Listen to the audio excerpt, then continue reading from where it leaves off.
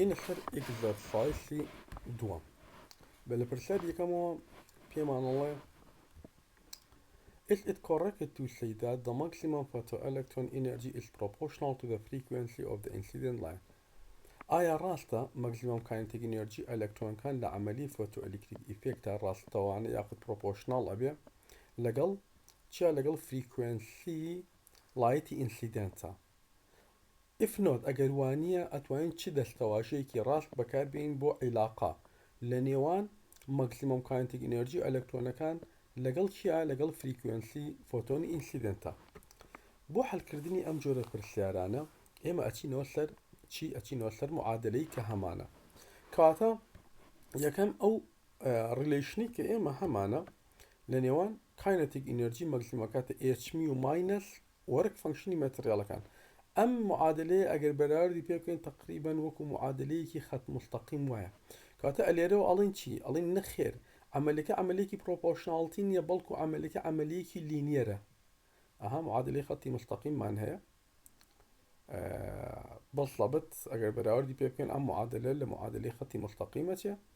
بۆیە ئەتوانین بڵێن عیلاقی کاینەتیک ئینەرژی لەگەڵ فریکوێنسی فۆتۆنی ئینسیدنت تاوەکو لە معادلەکەی بینی عیلاقەمان عیلاقەیەکی لینیەرە و عیلاقەکەمان عیلاقەیەکی پرۆپۆرشناڵیتی نییە. ئەم پرسیاری یەکەمە. پرسیاری دووەم پێمان ئەڵێ the maximum wavelength for photoelectric emission in tungsten is 230 nanometer. داواتیمان what wavelength of light must be used in order for electron with a maximum energy of 1.5 electron volt to be ejected. لە پرسیارەکە پێمان ئەڵێ maximum wavelength for photoelectric emission in tungsten is 230 nanometer. مادەیەکمان هەیە تەنگستنە کە ئەڵێن مەکسیمەم وەیڤلێنگت کەواتر لە بەرامبەر کەمترین فریکوێنسیمانەیە بەواتەیەکی تر threshold frequency تەنگستنی پێدابین یعنی کە عملەکە ڕووباچەنە 230 نانۆمیترە داوای چیمان لێکە ئەڵێ ئەو لایتەی بەکاری ئێهێنین بۆ ئەوی عملی فۆتۆئەلکتریک ئیفێکت ڕوو بدات توڵ مەوجی لایتەکە چەنە وەیڤلێنگتەکەی چەنە ئەگەر هاتوو کاینەتیک ئینەرژی ئەلەکترۆنەکان 1.5 ئەلەکترۆن ڤۆڵت بوو کەواتە چی پێداوین تریشۆڵدی مەتریاڵەکەی پێیاوین کە تەنگستنە داوای چیمان لێکە داوای وەیڤلێنگتی فۆتۆنی ئینسیدنتمان لێکە کاتێک ئەلەکترۆن دەرچووە عملەکە ڕوو ئەدا کاینەتیک ئینەرژی پێیان 1.5 کاتە پێشەوەی پرسیارەکە حەلکەین یەکسەر ئەزاین ئەو وەیڤلێنگتەی کە داوای ئەکا ئێمە ئەیدۆزینەوە حتمەن ئەبێ کەمتر بێت لە 230 نانۆمیتر بۆ چونکە عملەکە ڕوویاوە کاڵێن وەیڤلێنگت کورتتر بێ بەواتایەکی یعنی فریکوێنسی گەورەتر بێت لە threshold frequency مەتریاڵەکە چونکە ئەمە یەکێک لەو کۆندیشنانی کە پێشتر خوێندومانە بۆ ئەوەی عملیە فۆتۆئەلکتریک ئیفێکت ڕووبا کاتە زۆر بە ئاسانی ئێماڵین کاینەتیک ئینەرژی مەکسیما کاتە h و ماینەس وەرک فەنکشن ئەتوانین ئەم وەرک فەنکشن کاتە h جارانی کێ فریکوێنسی کریتیکەڵ یاخود threshold frequency کاتە ئێچێک بە هاوبەش وەرەگرین میو ماینەس میونۆت ئێمە میومان نییە عنی فریکوێنسیمان نییە بەڵام وەیڤلێنگتمان هەیە ئەم وەیڤلێنگتە کامەیە ئێرە کاکاتە سی لەسەر لەمدا نۆت کریتیکەڵەکە داوای چیمان لێکە سی لەسەر ینی ئەم فریکوێنسە لەم فریکوێنسی ئەمانی کێ ئەمانی لایتەکەیە کاکاتە سی لەسەر لەمدا کەواتە لێرەوە زۆر بە ئاسانی ئەتوانین معادلەکە سۆڵف بکەین بۆ کێ بۆ لەمدا نۆتمان هەیە بەڵێ هەمانە لێرە تەعویزەکەین لە شوێنی میونۆتا سی لەسەر لەمدا نۆت دانین لێرە سی لەسەر لەمدامان نیە و کاینەتیک ئینەرژیشی پێیاوین 1.5ەکەیە تەعویزەکەن بە ئاسانی لەمدا ئەدۆزینەوە کە دۆسیمانە تەماشاکەین فعلەن قیمەتەکەی کەمترە لەکێ لە کریتیکەڵەکە بە واتایەکی تر ئەگەر ئەمە تەحویلی فریکوێنسیکەنەوە و ئەمەش تەحویلی کریتیکەڵ فریکوێنسیکەنەوە تەماشاکەن حتمما فریکوێنسی لایتەکە گەورەتر لە فریکوێنسی کریتیکەڵەکە چونکە ئەلەکترۆنەکان دەرچوون بە کاینەتیک ئینەرژی 1.5 ئەلکترۆن ڤۆڵت. اینە سەر پرسیاری سێم. What is the maximum wavelength of light that will cause photoelectron to be emitted from sodium? داوای گەورەترین وەیڤلێنگتمان لێکا بۆ لایتێک کە تیدا عملی فۆتۆئەلکتریک ئیفێکت ڕووبا لەکیە لە مادەی سۆدیەمەواتە عملەکە ڕووبا و فۆتۆئەلکترۆن دەرچێت پاشانڵێ what will the maximum kinetic energy of the photoelectron be if 200 nanometer light falls on a sodium surface پاشان ئەڵێ مەکسیمەم کانتی ئینەرجی ئەلکترۆنەکان چەنە ئەگەر ئەم جارە لایتێکمان بەکارێنا تۆڵ مەوجیەکەی وێڤلێنگەکەی 200 نانۆمیتر بوو بۆ سەر هەمان ڕوو سەرتاگە تەماشێکی پرسیارەکەکەین لە لقی یەکەمەوە مادەم ئەڵێ مەکسیمەم وێڤلێنگت یعنی چی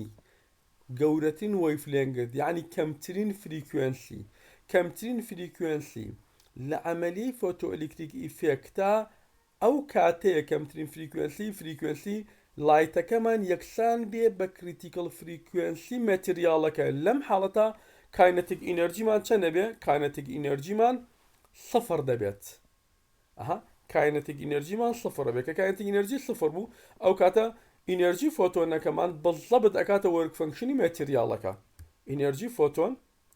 ئەکاتە چی ئەکاتە وەرک فەنکشنی مەتریالەکە ئەو کاتە ئێمە توانین بڵێن وەرک فەنکشن ئەکاتە HC لەسەر لەمدا ئەی لەمدا ئاکاتە چی HC لەسەر وەرک فەنکشنەکە بۆ مادەی سۆدیۆمە خۆمان ئەیدەین 2.3 باشە HCش کۆنستاتن بە ئاسانی ئەتوانم لەمدای مەکسیمەم بدۆزمەوە کە تیدا عەمەلی فۆتۆئەلکتریک ئیفێکت لە سۆدیۆمە ڕوو بدات 539 نانۆمیترە پاشان لە لقی دووەمیە What will the maximum kinetic energy of the photoelectron ئەم جار داوای maximum kinetic energy ئەلکترۆنمان لێکە ئەم جار ئەگەرات و 200 نانۆمیتر وێڤلێنگتی ئەو فۆتۆنە بوو کە ئەکەوێتە سەر ڕووی سۆدیۆمەکە زۆر بە ئاسانی ئەو معادلەی پێشتر ئیشتقاقمان کردووە ئەڵێن kinetic energy maximum ئەکاتە h-5 باشە ئێمە میومان نییە بەڵام ئەتوانین میوکە تەحویلکەین بەسی لەسەر لەمدا لەمدای پێین بەڵێ 200 نانۆمیترەکەی تەحویلەکەین وەرک فەنکشنەکەشمان هەیە بەڵێ هەمانە چەنە 2.3 ئەلکترۆن ڤۆڵتە و بۆ مادەی سۆدیۆم ئەوەندێ تەحویلەکەین بە ئاسانی چی ئەدۆزینەوە مەکسیمەم کاینەتیک ئینەرجی ئەلکترۆن ئەدۆزینەوە ئەکاتە 3.9 ئەلکترۆن ڤۆڵت A metal surface illuminated by 8.5 جاران دەتوان 14 هرتز light emits electrons whose maximum energy is 0.5 electron volt میتاڵێکمان هەیە هەر میتاڵێک بێ لایتێکمان خستۆتە سەر بە فریکوێنسی 8.5 جاران دەتوان 14 هرتز لەم کاتە ئەلکترۆن لێوەی دەرچوو و مەکسیمۆم کاینەتیک ئەنەرجی ئەلکترۆنەکانمان چەندە 0.52 جارێکی تر the same surface هەمان میتاڵ کە پێشتر بەکارمێنا illuminated by ئەم جارە لایتێکمان خستە سەری بە فریکوێنسی 12 جارانی دەتوان 14 هرتزە ئەم جارە ئەو ئەلکترۆنەی کە دەرچوون لەم عەمەلیە مەکسیمۆم کاینەتیک ئەنەرجیان چەندە 1.97 ئەلکترۆن ڤۆڵتە ئەگەر تەماشای بکەین یەک میتاڵە کە فریکوێنسەکە کەمە کاینەتیک ئەنەرجی ئەلکترۆن کەمە کە فریکوێنسیمان زیاد کرد کاینەتیک ئەنەرجی ئەلکترۆن زیادی کرد کاتە لەم داتایانەوە from this data find Planck's constant and the work function of this surface دوو داواکاری یەکەم پلانک کۆنستان بۆ بدۆسەرەوە H دووەمیان وەرک فەنکشنی مەتریالەکە ئەلێرە ئێمە یەک میتاڵمانەیە بەڵام دوو جار لایتمان لێ داوە کاتە کاینەتیک ئینەرجی مەکسیمەمی یەکەم بە پێ ئەو معادلانە ئەکاتە h mu1 minus phi وەرک فەنکشنی مەتریالەکە h mu1 h کۆنستانتە mu1 وتمان فریکوێنسی لایتی ئینسیدنتە کە داوێتی بۆ یەکەمیان چەندە 8.5ەکەیە کاینەتیک ئینەرجی یەکەمیشوانەیە بەڵێ ئەمانە 0.52 جارێکی تر وتمان هەمان میتاڵ کاتە هەمان میتاڵ بێت کاتە هەمان وەرک فەنکشن پێشووتر کاتەڵێن کاینەتیک ئینەرجی مەکسیمەم کاتە h mu2 minus وەرک فەنکشن کاتە ئەم میوتووە ئەوەی جاری دووەمە کاینەتیک ئینەرجی دووەمیش ئەوەی جاری دووەمە 1.97ەکەیە بەڵام وەرک فەنکشنی هەردووکیان و یەکسانن بۆ چونکە هەمان میتاڵە the same surface واتە بۆ یەک هەمان میتاڵ بەس فریکوێنسی لایتەکەمان گۆڕیەوە کاتە ئەم دوو فایە ئەتوانین پێکەوە چی بکەین یەکسان کە یەکسانمان کرد ئەم دوو معادلە پێکەوە یەکسان ئەبن چونکە فای یەکەم ئەدۆزینە ینی ئەم معادلە سۆڵف ئەکەین بۆ فای ئەم معادلەی سۆڵف ئەکەین بۆ فای یەکەم ئەکاتە فای دووەم وتمان هەمان میتاڵە ئەو کاتە ئەو دوو معادلە شیکارەکەین ئەڵین h پلاک کۆنستان ئەکاتە کاینەتیک ئەنەرجی مەکسیمەمی دووەم ناقسەن کاینەتیک ئەنەرجی مەکسیمەمی یەکەم لەسەر mu2 minus mu1 کاینەتیک ئەنەرجی دووەممان هەیە بەڵێ هەمانە یەکەممان هەیە بەڵێ هەمانە فریکوێنسی دووەممان هەیە بەڵێ هەمانە یەکەممان هەیە بەڵێ هەمانە تعویض یەکەین لە شوێنە و ئەلێرە تەماشەکەین h-مان بەچی دۆزیوەتەوە بە قیمەی ئەلکترۆن ڤۆڵت جارانی سەکەند بە ئەلکترۆن ڤۆڵت ئەمەندە دەکات قیمەتەکەی ئەگەر تەحویلیکەینەوە ئێمە زانین چۆن چونکە h وحدەکەی قیمەتەکەی 6.63 جاران دەتوان ناقسەن 34 جول سەکەندە بەڵام ئەمەیان بە ئەلکترۆن ڤۆڵت زۆر بە ئاسانی ئەتوانین تەحویلی کەینەوە بۆکیە بۆ جوول ئەگەر پێویستی کرد. پاشان وەرک فانکشنی ماتریالەکە چۆن بدۆزینەوە؟ ئێمە ئێچمان دۆزیەوە میوەنمانەیە کاینتیک ئەنەرژی مەکسیمەمانەیە، یاخود ئێچمانەیە میوتومانەیە کاینتیک ئەنەرژی مەکسیمەمی دوومە. لە هەر یەکێک لەم معادلانە قیمەتی ئێچ دانێم لە هەر یەکێکیان بە کەیفی خۆت یەکێکیان تەعویلکە تەماشاکەین وەرک فانکشنی ماتریالەکە ئەدۆزینەوە کاتە 3 ئەلکترۆن ڤۆڵت. لە پرسیاری پێنجەمە پێمان ئەڵێ electrons are accelerated in television tubes through a potential difference of about 10 kV. پێمان ئەڵێ ئەو ئەلکترۆناتمان هەیە، ئەو ئەلکترۆنات تعجیل کراون خێرا کراون لە تیوبێکی تەلەڤیزیۆنە بەهۆی potential difference ئەوە کە بڕەکەی 10 kV. Find the highest frequency of the electromagnetic waves emitted when this electron streak the screen of the tube. داوای گەورەترین فریکوێنسی ئەو ئەلکترۆمەگنەتیک وەیڤەمان لێکا کاتێکەوە ئەو ئەلکترۆنە بەو خێراییە زۆرە بەر سکرینی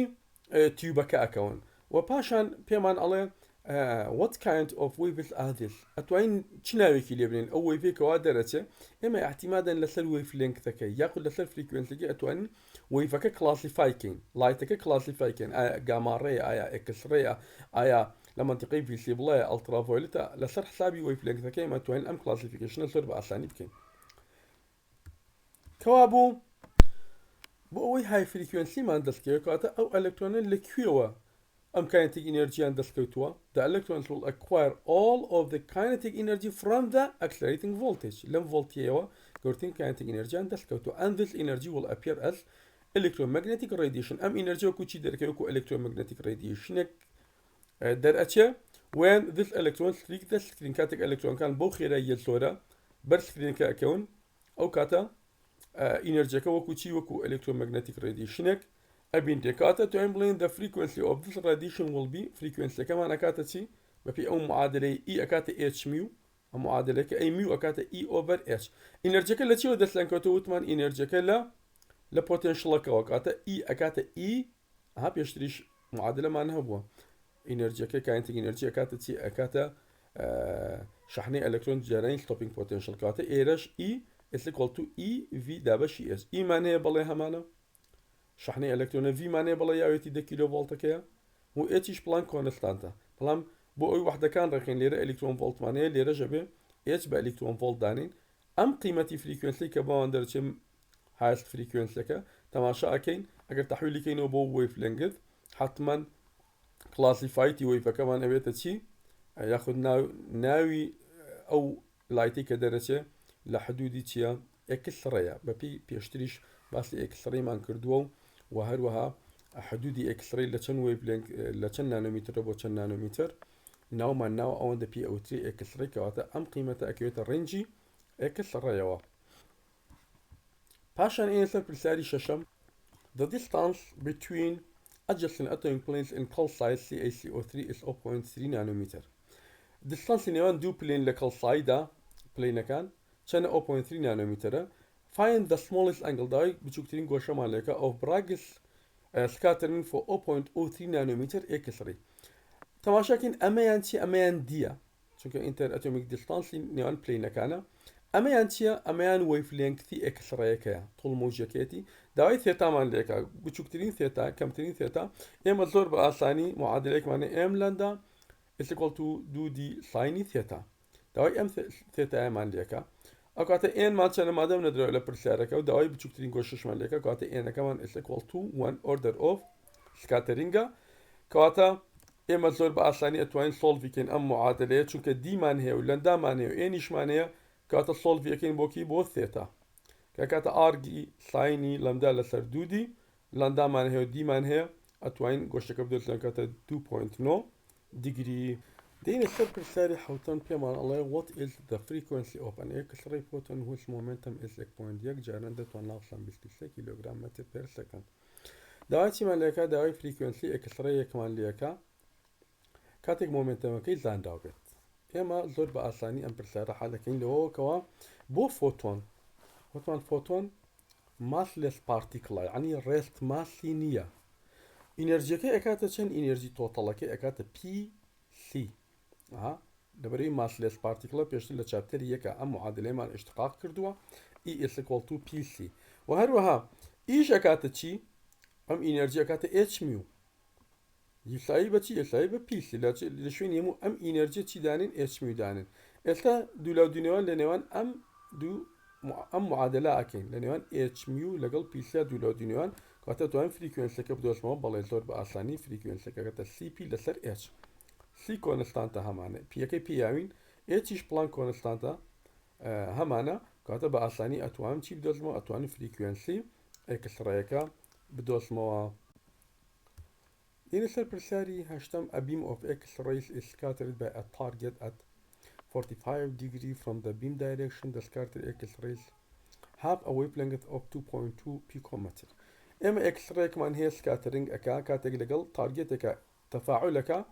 ئەوەی کە سکاترنگەکە بۆ گۆشەی 45 سکاترنگەکە X-rayەکە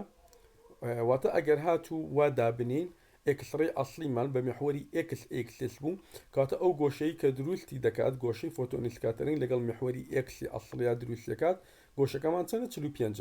و هەروە وەیڤلێنگتی فۆتۆنی سکاترنگی پیاوین 2.2 پیکۆمیترە what is the wavelength of the X-rays in the directed beam داوای چیمان لێکە داوای وەیڤلێنگتی فۆتۆنی ئۆریجیناڵمان لێکە چونکە فۆتۆنێک هاتووە ئینسیدنتی کردووە ئۆریجیناڵی کەوتۆتە سەر مەتریاڵێک و هەروەها ئەلەکترۆنێک دەرچووە کە ئەلەکترۆنێک دەرچووە فۆتۆنێک سکاترنگی کردو بە گۆشەی 45 تەماشاکەین وەیڤلێنگتی فۆتۆنی سکاترنگی پێداوین کاتە داوای فۆتۆنی ئەسلیمان لێکە وەیڤلێنگتی فۆتۆنی ئینسیدنت پێشەوەی پرسیارەکە حەلکەم یەکسەر من ئەزانم ئەبێ ئەو وەیڤلێنگتەی ئینسیدنتە قیمەتی بچووکتر بێت لە وەیڤلێنگتی سکاترنگ بەواتایەکی تر فریکوێنسەکەی گەورەتر بێت لە فریکوێنسی سکاترنگ هەڵەسین چی یەکەن معادلەی کۆمپتن ئیفەکەت لەمدا داش ماینەس لەمدا is equal to H over M not C یەک ماینەس کۆساینی فای و هەروەها لە محاضەرەکانی ڕابردووە لەمدا C کۆمپتن وەیڤلێنگت کۆنستانت لە جیاتی H over M not C ئێمە توانین لەمدا C دانین لەم شوێن تعویز دەکەین قیمەتەکەشی معلومە لە بۆ ئەلەکترۆن قیمەتەکەی دیارە چونکە H کۆنستانتە M not بۆ ئەلەکترۆن دیارە C شەر کۆنستانتە پاشان سۆڵڤ یەکەم بۆ لەمدا چونکە داوای لەمدام لێکە بەم جۆرە لەمدا ئەدۆسمەوە قیمەتەکە کاتە 1.5 فعلەن کەمتر بوو وەیڤلێنگتەکەی لە کێ لە وەیڤلێنگتی سکاترنگ بەواتایەکی تر ئاگەر تەحویلی فریکوێنسی کەمەوە ئەم فریکوێنسیە گەورەتر ئەبێت لە فریکوێنسی کێ سکاترنگ چونکە بەشێک لە تاقەکە کێ بردی ئەلەکترۆنەکە بردی کە دەرچووە دێنە سەر پرسیاری نوێیەم an X-ray photon of initial frequency of 3 multiplied 10 to power 19 Hz collided with an electron and is scattered through 90 degree. Find its new frequency. X-ray كمان هي initial frequency كي سيجران دتوان نوستا هرتزا وهروها تفاعلك لقل الكترونيكا وهروها او فوتونه توشي سكاترينج اي بغوشي نوات داوای چی مالکە find its new frequency داوای ئەو فریکوێنسی فۆتۆنی سکاترینگمان لێکە واتە سەرتا فۆتۆنەکە هاتووە لەگەڵ ئەلەکترۆنە تەفاعلی پێکراوە ئەلەکترۆنەکە دەرچووە و فۆتۆنێک سکاترینگی کردو بە گۆشەی 90 داوای فریکوێنسی ئەو فۆتۆنی سکاترینگمان لێکە ئێمەش زۆر بە ئاسانی معادلەی کۆمپتن ئیفێکتوانەیە لەمدا داش ماینەس لەمدا is equal to H over M not C یەک ناقسەن کۆساینی فای ئەمە معادلە عامەکەی کە هەمانە ئێستا بە دەلالەتی ئێمە فریکوێنسی چونکە فریکوێنسی پێداوین داوای فریکوێنسیشەکە لەمدا تەحویلەکەین لەمدا is equal to C over میو فریکوێنسیە ئەی لەمدا داش C over میو داش C over میو داش وهروە کۆساینی 90 چەنە سفرە کەواتە ئەگەر کۆساینی سفر دانین ئەمانەش تەحویلکەین لەمدا و لەمدا داش بە دەلالەتی فریکوێنسیدان معادلەکەمان بەم جۆرەی لێدێ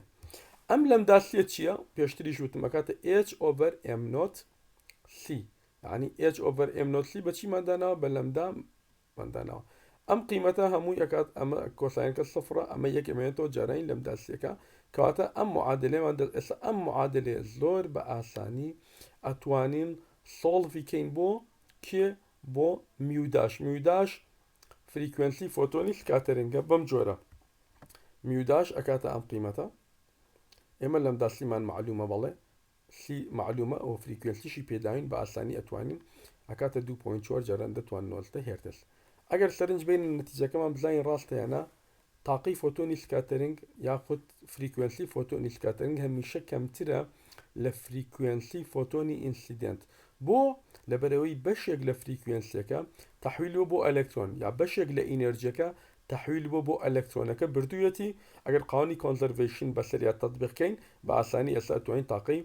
الكترونكش بدوسينا وكاكاتا تاقي فوتوني انسيدنت ناقصا تاقي فوتوني سكاترينج اوتوماتيكالي اكاتا تاقي الكترونك كبردويتي وكو كاينتيك انرجي